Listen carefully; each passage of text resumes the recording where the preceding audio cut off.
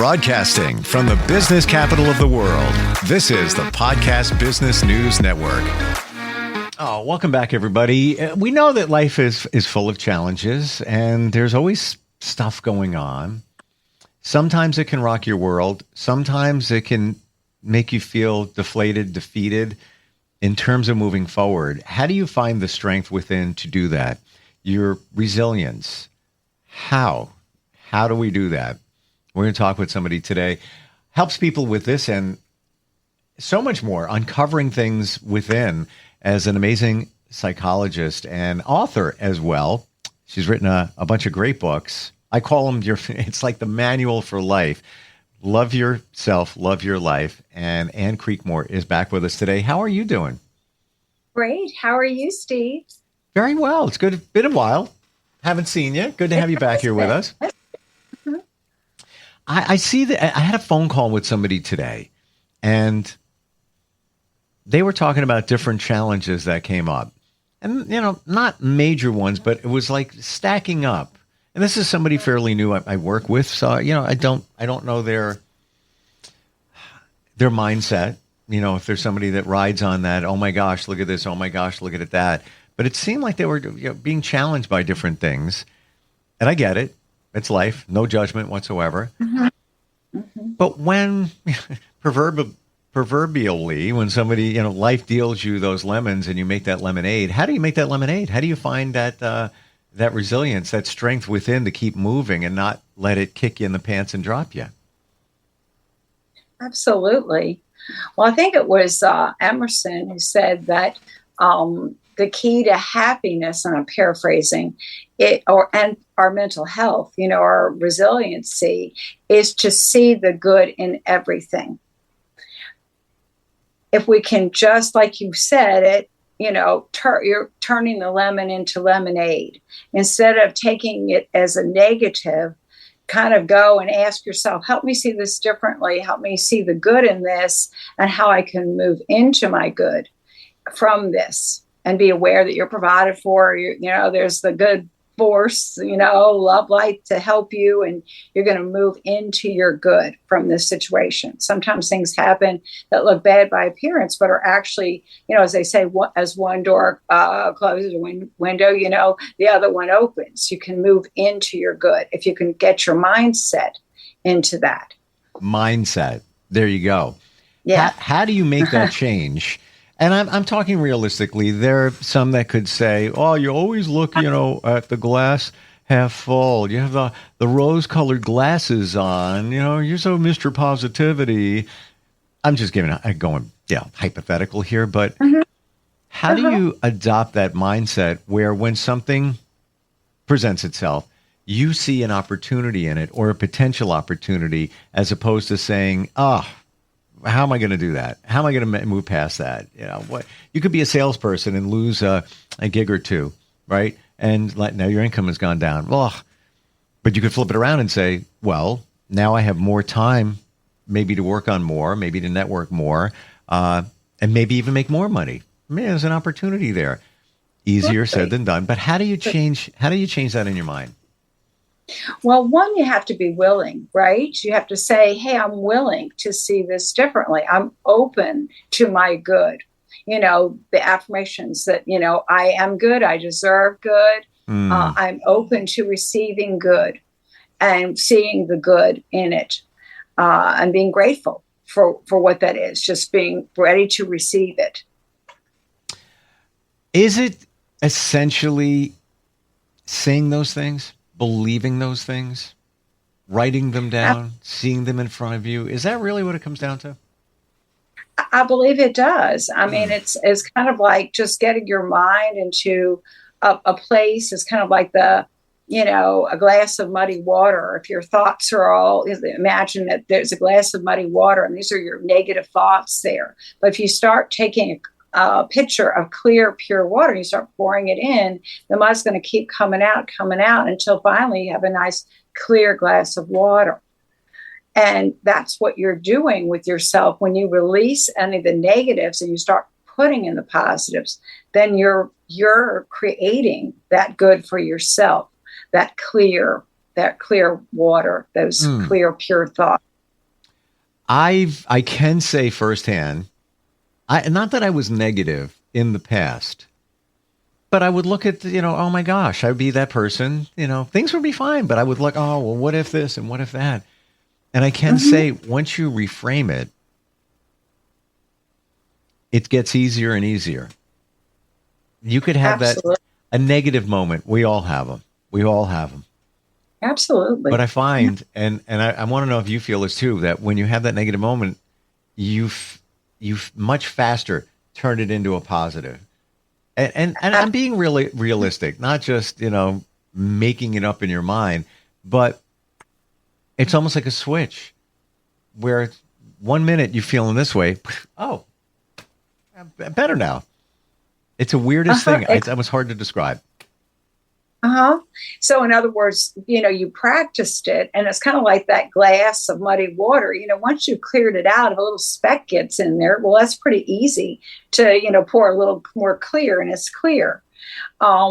Because you've gotten it clear to begin with. You're coming from a place of gratitude and positivity and positive mind. So a little something creeps in, you have this habit, I'm going to be willing to see it differently, be willing to move into my good. And then all of a sudden you're just there again.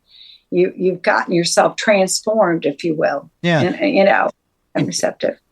Totally. But it's not to say that you don't get triggered. You don't feel what the heck is going on? How did that happen?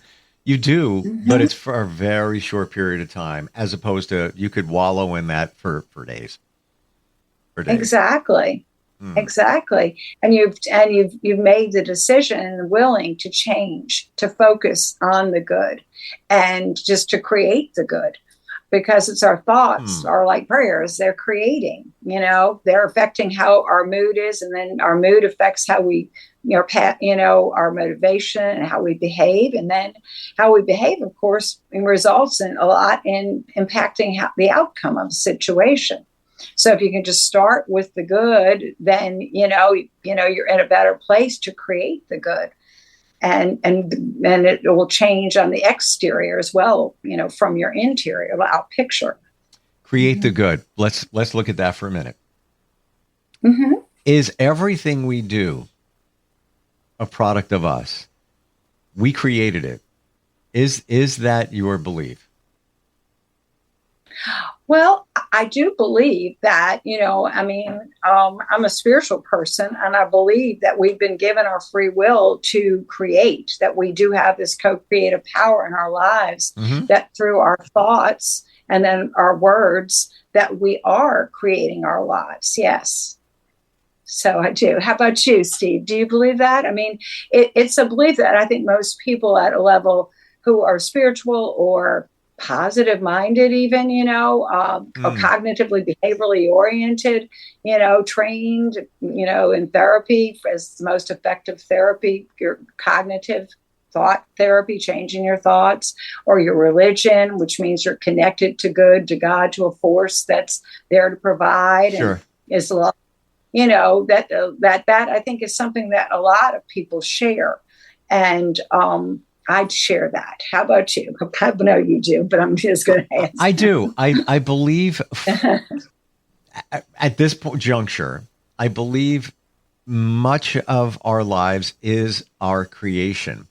Why do things show up that, maybe not the best thing? You may have asked for it and didn't even know. Something in your subconscious maybe attracted that situation.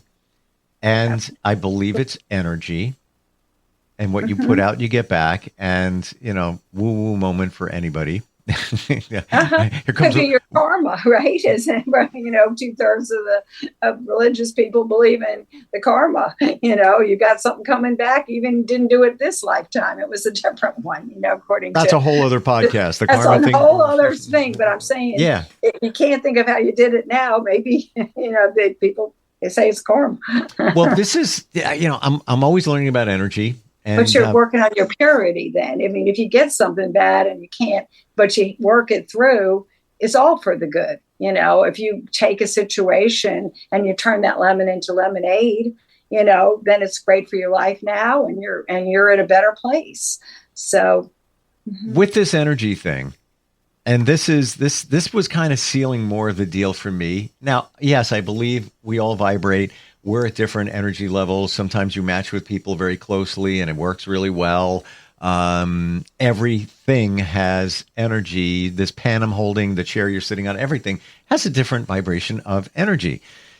What really sealed it for me is I have an old Jeep. I use it to kayak. It's, that's my Zen hobby. And I just use it to transport my kayaks. No, it's 25 years old. I always say it's in hospice. It's just, it's rusting away, but it's my fun truck, whatever. Well, there was it had some issues, and then another issue would pop up and another one would pop up, and I'm like dumping more money into it. Like it's almost not even worth it. And I would curse the thing out. I was like, you piece of junk. Really? Seriously, I'm driving down the road. I'm on a freeway, and now the serpentine belt breaks, and it's everything. Like I get a towed, and I would be real nasty to the Jeep. Got it fixed, and then I started, I guess, being nicer, and I would say, I love you. We had a great day together. This was a lot of fun. I appreciate you. You're just, you're a part of my life, and it was a part of my previous life. So there's an affinity for it. I care about you, Jeep. Wouldn't you know it? I haven't had any issues with it. I'm with you. I agree. I mean, according to quantum physics, there's so much that indicates that our energy and our thoughts do impact on other energy. That's the kind of quantum physics approach to life. That there's that is something that is a true thing. There's a book by Lynn McTaggart, a journalist, who documented so many experiments in her book called The Field on different areas, showing how the thoughts that you're having, the energy, maybe that, the passion or the emotion that's created with the thoughts is having generating an effect. I think that, a lot of the great, scientists and people, I was seeing some documentary by Tesla, who was talking. We want to talk about that? You probably know more than I do about it, but I've seen it recently. Oh my gosh. Where I live, about 20 minutes away is where he did all his experiments. Oh, wow. Nordic or I'm not even sure how to pronounce it, but that's where the Tesla coil and all of that was done. It's a museum. They actually had a really bad fire there about 2 years ago, and they got funding, and they are rebuilding it or did rebuild it. But yes, to your point, and I started studying him, he manifested everything. Everything, every experiment. He had hundreds of patents. He invented the motor. He invented, some say, electricity. He was working with Edison, and some say that Edison stole it from him. Everything was manifested. He did everything with the number 3. Every formula, everything had to be divisible by 3. There's a book sitting at home, which I need to get into. I've only read a few pages. It's called the 369 Principle. Right. That's a documentary. I saw that. I didn't. I didn't know there was a documentary. I got to check it out. Yeah, it's on there. And he was very spiritual, or I call it, or psychic physics, as you can say, a little physic, a little quantum physic, and into creating. But he definitely, and most of the people, if you think of Einstein or, all that is that tapping into that consciousness, that energy field of the good and letting it flow through. Or artists, where they talk about the muse striking, that divine consciousness or that good energy flowing through the artist. I think it was somebody like, I forget, it might have been Michelangelo. They're saying, well, how do you come up with these beautiful sculptures? Well, I don't, it's like, oh, I'm supposed to tap here. Okay, I got that one. Oh, I'm tapping here. It's just flowing through for artists. So when you tap into that good force, and that's kind of your mission, let's say, you find what you're good for, your area that you let things flow in, then it just flows and you create. And then you can look at it from a logical mind as well. I'm thinking like Thomas Edison, think about, I think he said, I think it took 999 tries to find the correct material for the filament to create the light bulb. The light bulb, yeah. And so what if he had, 999 times, people could have said, I'm a failure, right? And he didn't think that way. Just from a logical, left brain, you think to yourself each time. He said, well, 999 times, no, I didn't fail. I just kept doing it till the 1,000th time, and then I succeeded. So what if he kept putting himself down, saying, I'm a failure? Gosh, 998, I can't get it right. It must be impossible. Negative self-talk, right? Then instead of like, oh, I'm in the flow. I know what I'm doing, and I just got to keep trying till I get there. And I think that's what most people that succeed do. They kind of know there's a problem, and they accept the reality of it. This one didn't work. That filament didn't work. But I'm just going to keep going with the flow. It's going to work, until you get it right. And, well, I guess this is where we started with the resilience, because it didn't work. Yeah. You could just give up. No, I'm not going to give up. I'm going to keep going. Right. Manifesting, I just want to share with you. I don't know if I told you this, Ann. I finally did a vision board. Oh, cool. Yeah, I think you mentioned it. It's still up there, and it's like a magnet to my eyes. It's the weirdest thing. It's like I turn my head, like I lock into it, and it just feels good. It's wild. Absolutely. Yeah, it was the right time, wasn't it, too? You did it and you put it out, and it just, you're expressing that. That's a really great point, because I heard about it for years, a few, whatever. Sure. I had some pictures saved in a folder, and I was going to put them all together on a board, never did it. And maybe I wasn't ready for it. Maybe I wasn't open to it. But when I did it, it just felt so right. Exactly. And looking at the items on there, I feel like I'm home, but however you define home, you've created your home. It's right there, right? And you're right over there. Beautiful. I'd love to see it sometime. No, it's personal. You can't see it. You're not allowed. You don't want to put it up for everybody? No. Geez, with you. No, that's the other part of it. Like, and not that there's anything to hide, but it is, personal. But we'll all send positive vibes, even though we can't see it. But remember, we're creating from our good, and we'll all have positive intentions and thoughts about it. I'm sure. I don't even leave it up there when somebody walks in, because they're not going to get it. You know what I'm saying? It's like, it's personal. There's this certain, a picture may resonate. Yes, there's obvious ones, be it a house or whatever. But there's other things on there others might not get. It's very right. But it's like music. You might listen to something. You might even see my playlist and say, especially from a psychologist angle, you might say, "Whoa, what's wrong with him?" How does he listen from this to that to this? It's just very individual, very personal, right? Right, absolutely. It's just have your dreams and manifest your dreams. Be with them, believe in yourself, and let them flow. Well, key takeaway here is, if it doesn't come true now, or if something gets in the way, don't let it get in your way. Don't move forward. And I think a lot of us just, we get stuck, but don't. Again, Right. And care for yourself, mind, body, spirit, have on your calendar to take care of you, your fitness, your meditation, or your getting connected to the positives, inner peace, and your mind, your talents, expression, and just make sure you have that every day. And then when you get the challenge, you can just, go back and know you're going to be okay. You've got your happy places you're going to every day. I got a visual. It's almost like when you do those things, you're putting positive fuel in your gas tank. Absolutely. There, you've got it there. You're ready. You've got that positive mood from which you're going to embark for the day. Mm-hmm. And I would imagine if you're having challenges with that, you're there to help. Also with your books. Love your books. I never thought I would get drawn into your books, but you write them in such a way like a friend is telling you something, whispering something in your ear.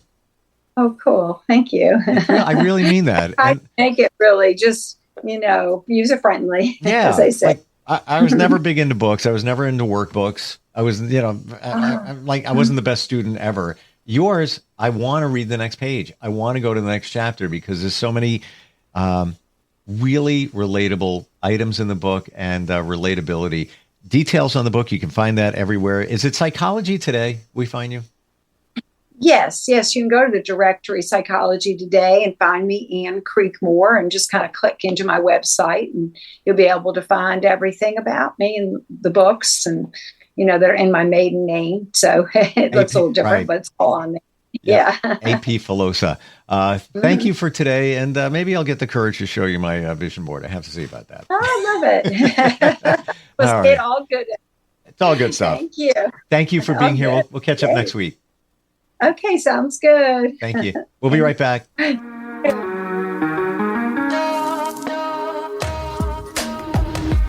Broadcasting from the business capital of the world, this is the Podcast Business News Network. Adopt US Kids presents Multiple Choice Parenting. Your daughter just had her first breakup. Do you A, put yourself in her shoes? How could he do this to you? And for Sheila, she has split ends.